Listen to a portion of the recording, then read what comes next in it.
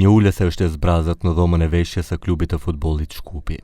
Ata kanë festuar shumë herë fitore së bashku, por sot është qetësi dhe dëgohet vetëm klithma e qiriut para fanellës me numrin e Andrej Lazarovit. Futbollisti 19 vjeçar humbi jetën tragjikisht nga zjarri që përfshiu diskotekën e Koçanit.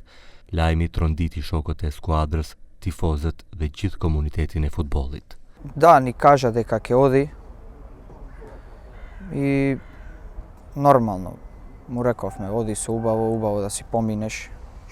Не ги имам видено моите рече неколку време, кога да ми мојата фамилија да ја видам. И ето, после тоа се случи тоа што се случи. Drejtori i përgjithshëm kujton momentet e para. İlk haberlerde Unë isha në Turqi, pash lajmin e parë në Twitter se një tragjedi e tillë kishte ndodhur në Maqedoni. Nuk kishte një informacion atë kohë për lojtarët e plagosur apo të vdekur apo të tjerë. Më pas mora vesh se kishin vdekur 51 persona, një tragjedi e vërtet. Më vonë erdhi lajmi për Lazarovin. U mor vesh sa ishte në diskotek.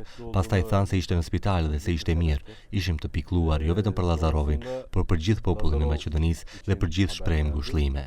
Përderisa prisnim për Lazarovin të marrim një lajm të mirë, erdhi lajmi se ai kishte vdekur. Në Turqi kërkova menjëherë një fluturim dhe edhe këtu me fluturimin e parë, sepse na iku shpirti. Nuk mund të rri atje për asnjë minutë. Për ne ai ishte një lojtar i veçantë. İnsanlığın başı sağ olsun. Çok kötü. Andrej, një futbollist i ri, një lojtar premtues dhe më rëndësishmja, një mik, një vëlla, sinonim i shpirtit të ekipit, humbi jetën në tragjedinë që tronditi mbar vendin. Diskoteka në Koçan u doq dhe bashkë me të edhe jeta e një djali, ëndrat e të cilit sapo kishin filluar të realizohen. Lazarovi ishte një djalë shumë luftarak, si në fushë dhe jashtë fushës. Një djalë është shumë i mirë. Со Андрей секој ден последните 2-3 месеци одевме заедно на тренинг.